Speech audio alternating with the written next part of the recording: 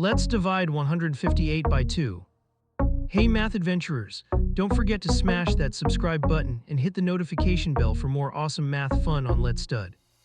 Alright, let's start dividing 158 by 2. First up, we look at the digit 1. We don't have a digit to carry down, so we'll work with the 1 we see. How many times does 2 fit into 1? It doesn't, so we write a 0 above the 1. 0 times 2 is 0, we write that below the 1.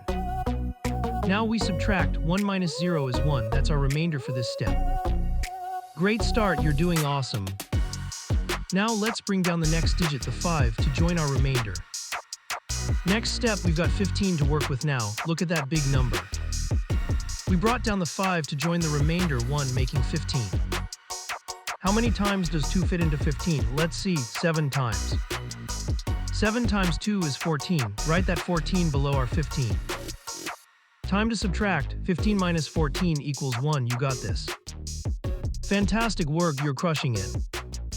Let's grab the last digit, the 8, and bring it down to join the party.